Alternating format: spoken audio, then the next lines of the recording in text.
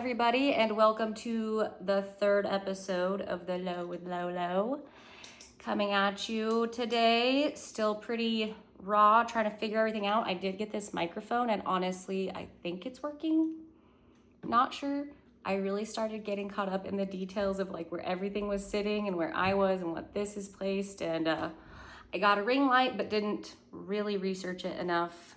I don't have this space to like plug it in around me right now. So it's a work in progress, you guys. We all know this. I actually tried a method where I have the camera switched around so I can't see myself because I feel like that was super fucking distracting. Getting caught up in like the details of my own face and what I'm doing. So yeah, my quote today I thought was very fitting because I still feel like I have all these ideas and I know where I want to go with this, but my nerves are just like, blah, blah, blah.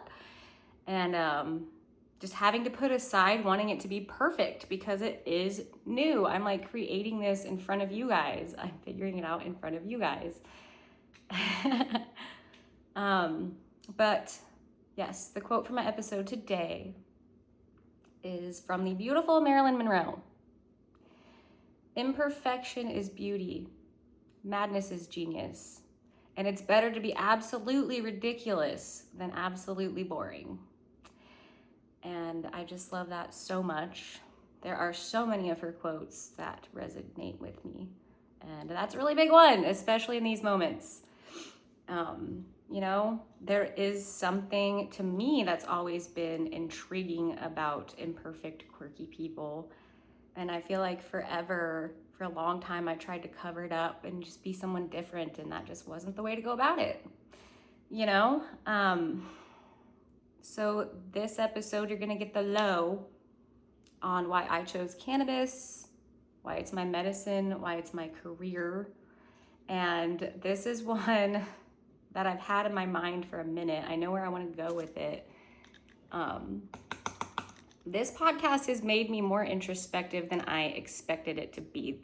Sharing what I am sharing is very new for me. I think I've pointed that out before, but I am not someone that talks out loud about my trauma and my past, typically. So this will be fun. This is going to be great, but I am ready and at a point in my life where I think I do have the words for it and the courage. Like I said, I've always loved entertaining people. I've always loved making people laugh, you know, very big personality. And my story with cannabis, I feel like I don't know where to start with it, but I guess where I will start is kind of an offset from my last episode. High school was really rough for me. As soon as I got to high school, I felt like there was just too much competition around me, and my social anxiety literally crippled me. Previously, I had been I was a cheerleader, I did theater, and then as soon as I got to high school, the platform for me was just too big. It was too intimidating. It put me in my shell. And I got really quiet, like around my friend groups, people I was comfortable with. I was just the jokester, the goofy one, but like realistically in the hallways, in a public setting, I always had my head down. I didn't look at people. I was literally scared. I was like stuck in my head about how I look and how people were perceiving me, to the point where I didn't talk to a lot of people. I was pretty mute. I actually had people tell me they thought I was stuck up because I was so quiet, which is funny. I'm like, no, it's the complete fucking opposite. I'm terrified of all of you.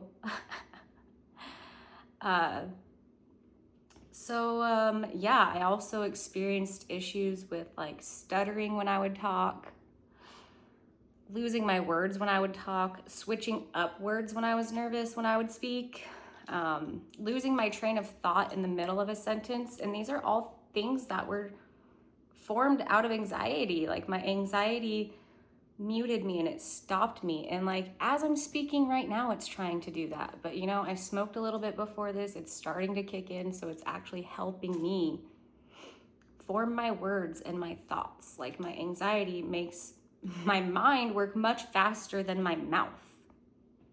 And that's always where, yeah, I was being affected. I was not able to use my voice for a very long time.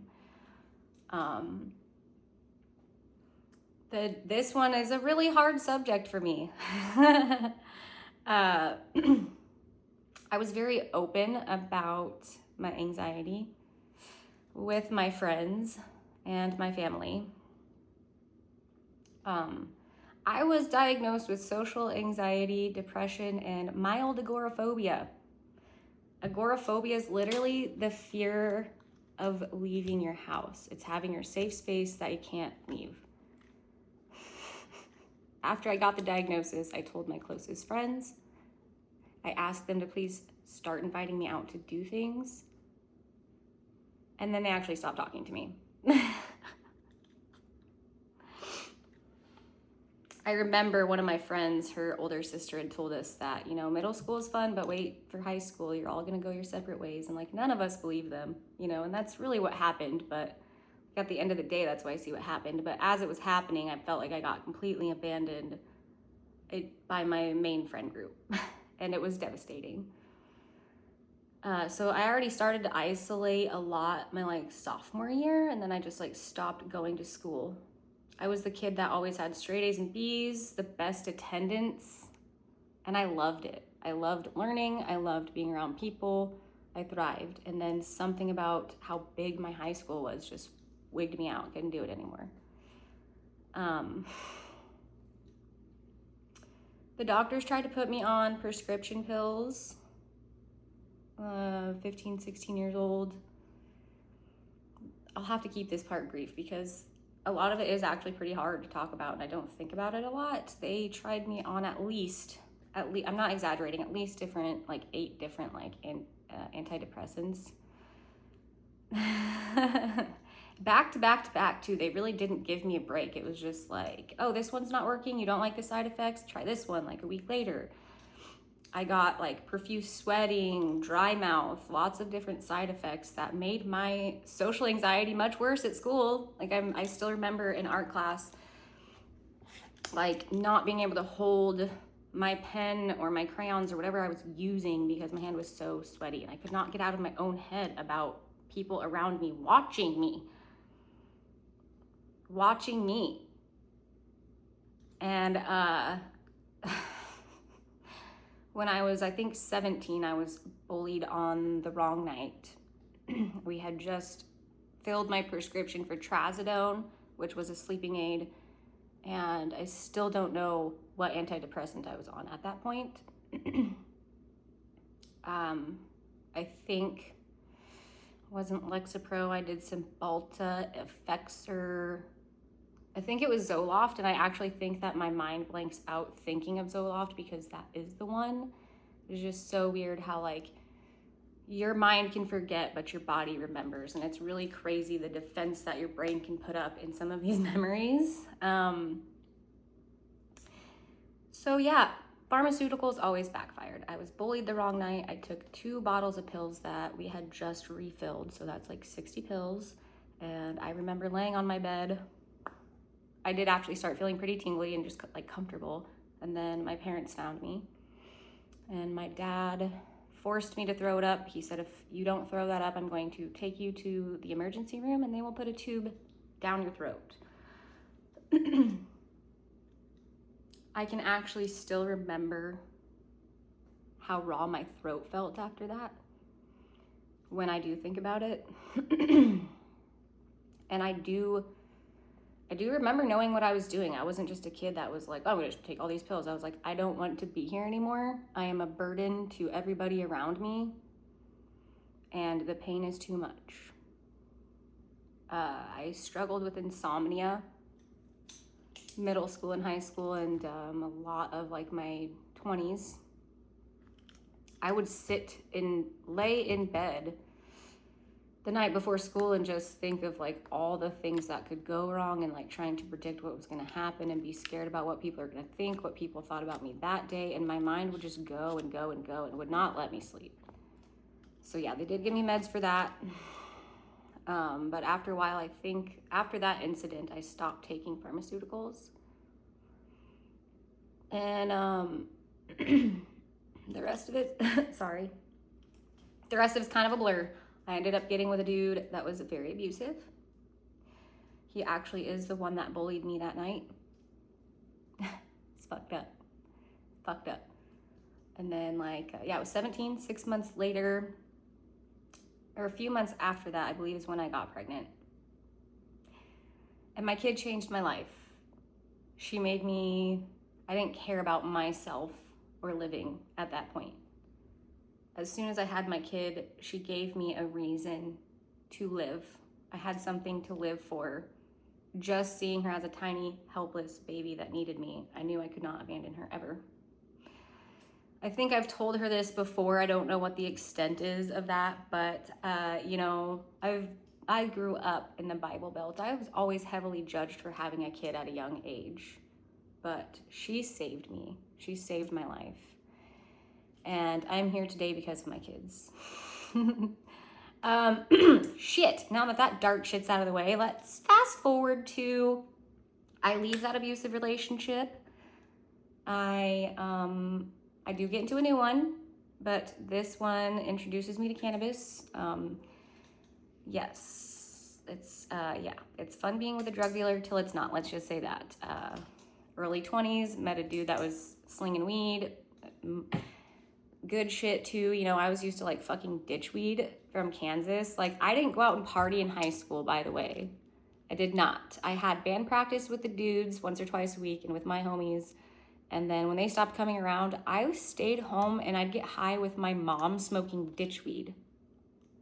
I don't even know if I can say what we used to call it because like we're so trying to get rid of like stereotypes, but like I'll just say it very quickly. We called it Mexican brickweed. It did not look like a plant. It was brown and disgusting, of course, stems and seeds, tasted like garbage, but it got you high, gave you the munchies, made you black out. Yeah, we would watch America's Funniest Home Videos and get stoned, and I would just chill with my mom. It was a good life. And then, she would always turn on the Food Channel, dude. That is what sucked. We'd be so ripped. We'd be having a good time. Then she'd turn on the Food Channel. We'd get the munchies. I'd go downstairs. We'd have no food. So we'd resort to like eating croutons or cereal. But like, oh my God, she'd always be showing me juicy burgers and shit while I'm stoned. I ended up meeting a dude in technical school when I turned like 21 that sold weed, and he gave me some shit from Colorado. And when I looked at it, I was like, oh my God, it's a flower. It's a plant. Wow, what? And then I like smoked it, and I just remember being glued to the floor laughing. Like, it was definitely a heavy body high, very giggly. And the next day I said the most Kansas shit ever. I was like, did you lace that with something? Because I was fucked up.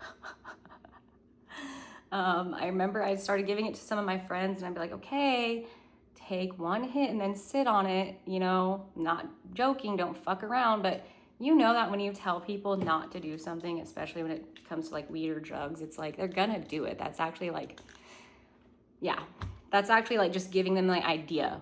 So, my friends would, you know, call, I smoked the whole bowl, and it was like I was driving a spaceship on my way home. I'm like, bro, I told you, sit on that shit.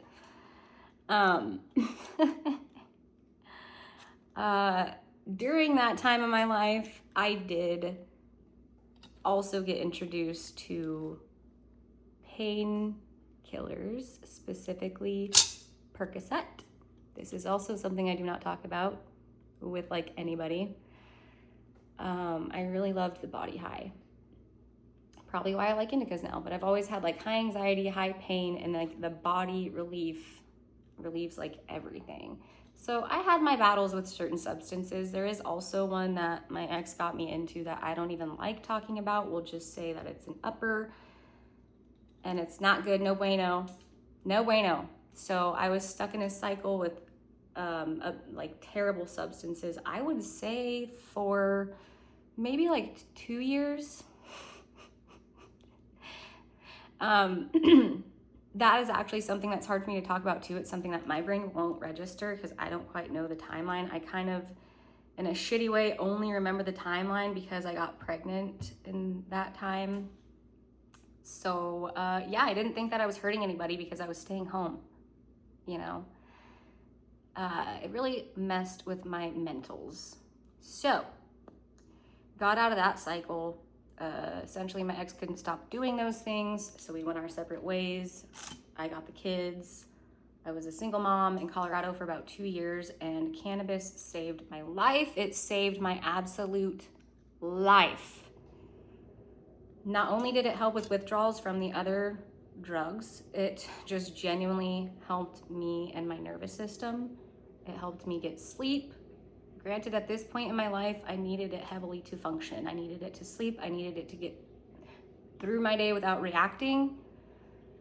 And in the beginning, you know, especially in Colorado, you didn't have other cannabinoid options. You just had weed. So I had to be very specific on the weed that I did smoke. It had to be a heavy indica, had to help with pain, had to give me the munchies. Like, till this day, I'm just like, I'm not really somebody,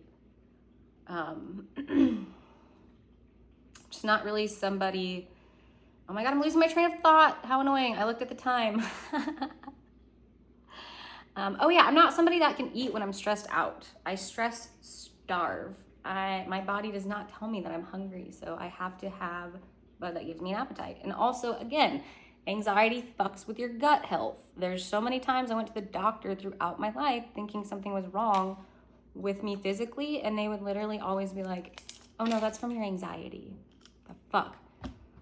So, really bad sleep for a long time. So admittedly, you know, dabs started to become a big thing. So I was dabbing a lot. I'd wake up every 2 hours at night and just take a fat dab to go back to sleep. I had night terrors a lot. So once again, the THC, the dabs, for me personally, stops me from dreaming, which is nice. But the crazy part is I am still dreaming. I just can't remember. So I used to wake up in a panic mode, not even being able to remember what happened in my dream, just knowing that I felt fucking terrified when I woke up. So I left that abusive relationship. I was a single mom for 2 years, got with a new guy, moved to Oregon on the coast, got with a new man, and my body was just like terrified to just even lay next to a man. And I'd wake up constantly freaking out, and he'd be like, I cannot help you. I don't know how to help you. And then one day he was like, I'm not trying to be mean, but you need to get help, you know? So I actually found a women's group in Astoria, Oregon. It's a pretty big global company. I hate that I'm forgetting the name right now. Maybe it is just literally Helping Hands.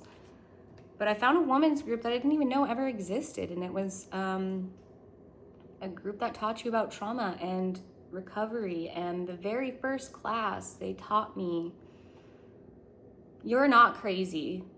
You're having a normal reaction to an abnormal situation. And it just shifted everything. And every week we'd have a quote that we'd start with.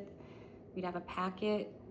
It would teach us about, you know, how to handle anger, which I realized I wasn't handling my anger well or correctly my whole life. And I had no idea, because I was always that person that was like, I'm a very sweet person, but also I had a side of me where it's like, if you fucking make me mad, if you make me fucking angry, I will fucking let you know. I will throw it in your face. You made me feel like shit. I'm gonna make you fucking feel like shit.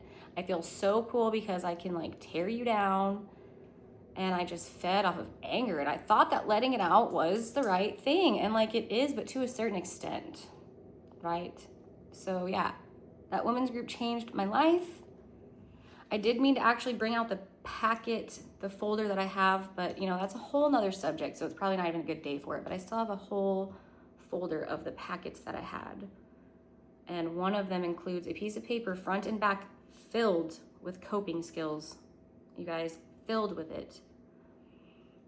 But again, none of this would have been able to be possible without cannabis, because the way that my brain wants to shut down when I talk about this, I could probably choose to ignore it my whole life if I wanted to and keep reacting, keep being a piece of shit, keep getting toxic people in my life and wondering why.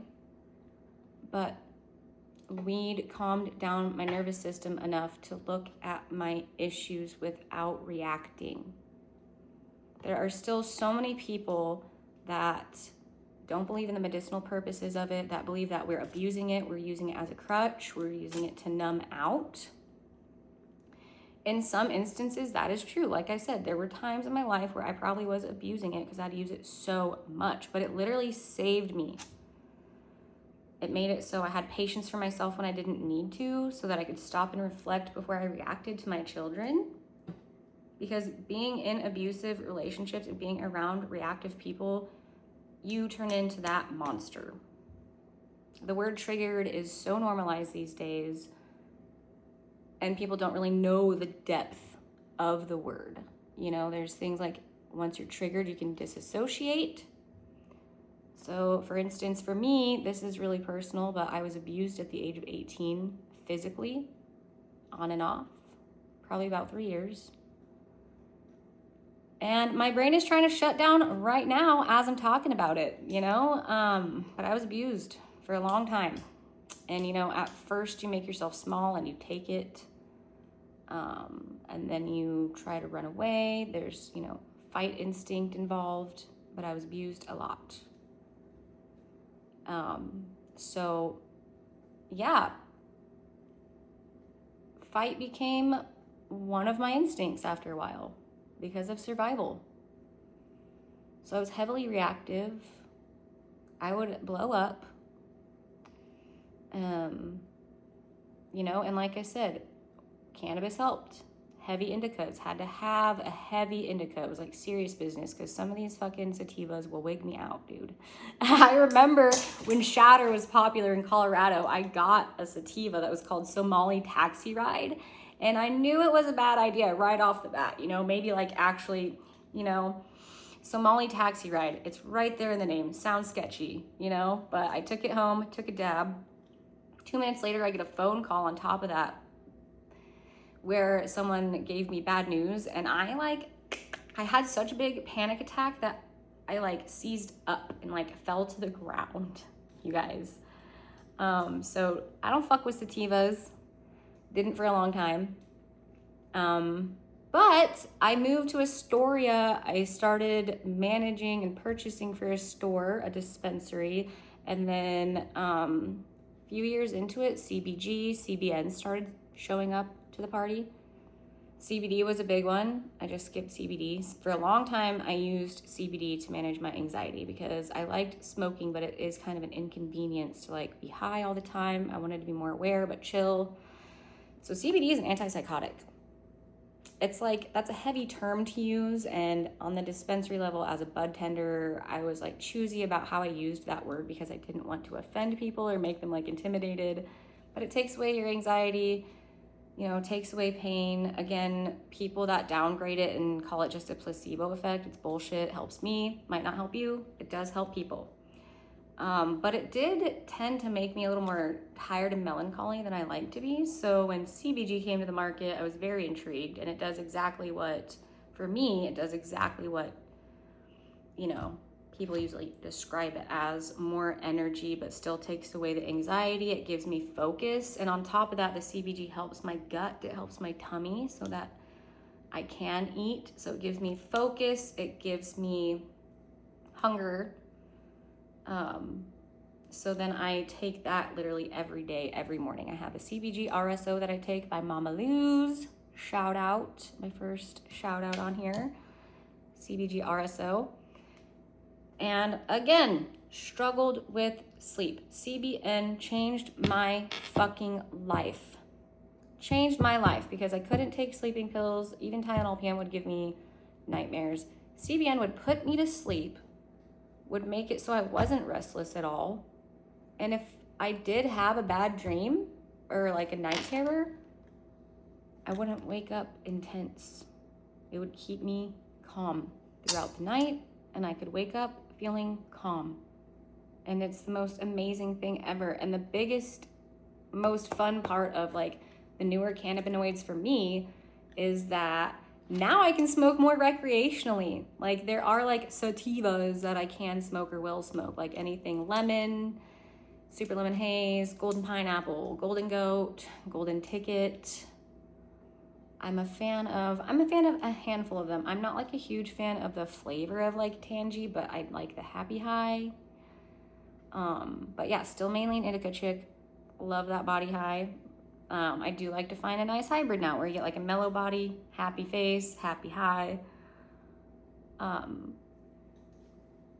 Yeah, big fan of cannabis, all the cannabinoids, and I'm really excited to have a podcast where I can share more about it. Like I've pointed out, still figuring out my direction with this. I would still love to have people on to chat, maybe just about their lives and their personal experience, and if they are like a cannabis person, like their story with cannabis, because yeah, social anxiety crippled me, you guys, and it is something that I still experience. So it's really interesting. I am very active on social media, on Instagram. I think the difference is like all I have to do is speak. I don't have to worry about someone else responding or responding to that person. Does that make sense? So I have like a free flow of conversation when I'm on my own socials or I'm doing this.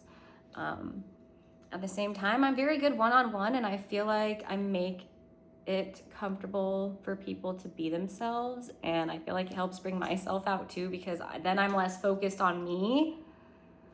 Like, this is a big test for me, you guys. I don't typically like the spotlight on me, and it's very weird to be an enthusiastic person and to be such a hype man in like real life, you know, in your small group of friends or like a one-on-one setting, but then to just clam up in front of other people. And then so it's like this delicate balance where I don't want to take this too seriously, and I want to talk to the camera like nobody's listening and it's just pointless anyway and just have fun with it. But then I also have times where I try to tell myself, you already have 1 million people watching you, you're already making money off of it, you know, you have to manifest by believing it's already there and by like feeling it. And then I want to puke. And then I want to puke because I'm like, fuck, there's an audience.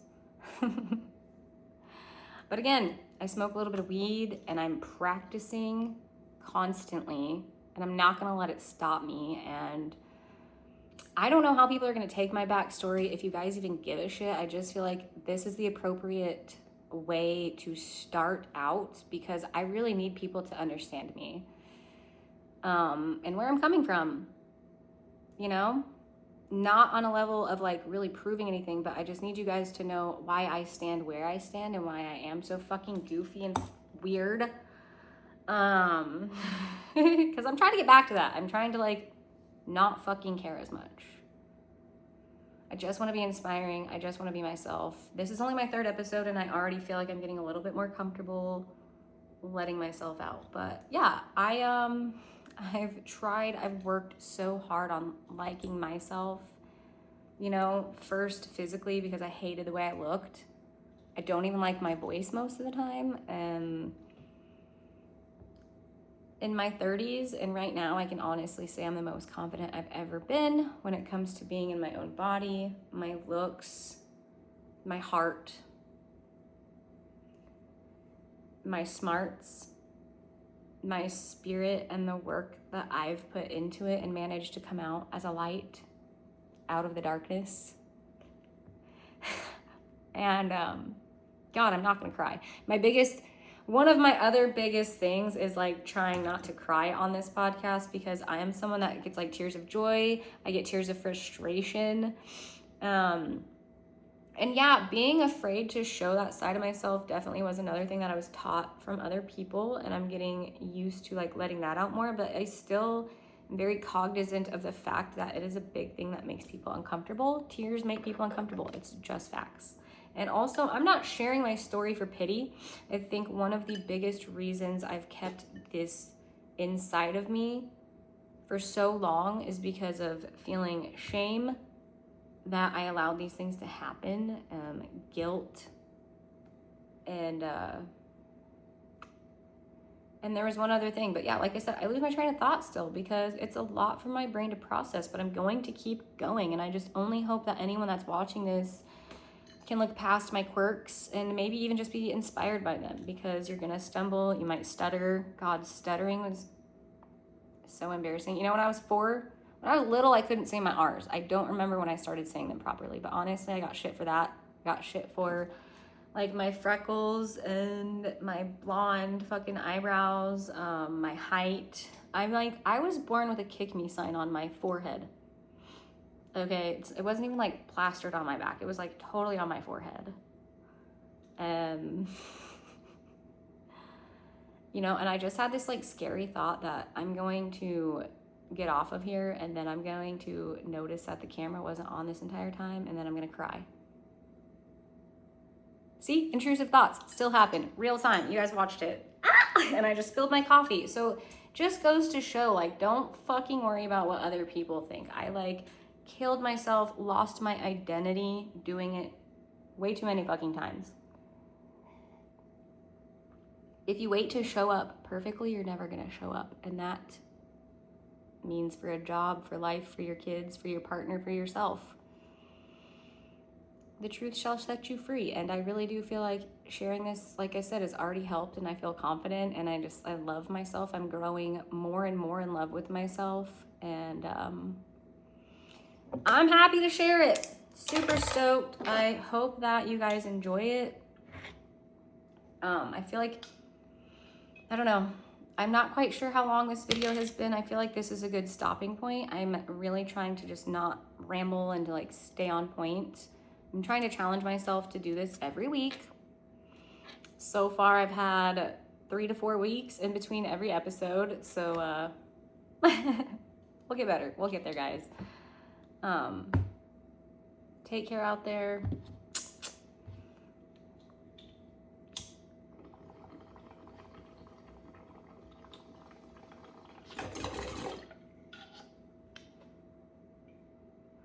Oh yeah, that's what I was gonna say. Here we are. The reason, yeah, I don't give a fuck what anybody thinks anymore. I killed myself over approval to get nowhere, okay? I'm bubbly, I'm quirky, I can be annoying, but I'm also very fucking charming and smart and funny. And if you guys can just hang in there with me, I really have high hopes about this podcast. I'm having to start with some shit that's a little bit heavier.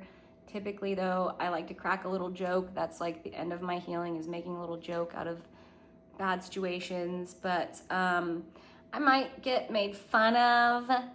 You know, people are gonna judge me, but I'm actually not really worried about that. I'm only worried about the people that are inspired by this and cheer me on. I don't give a fuck what anybody thinks anymore.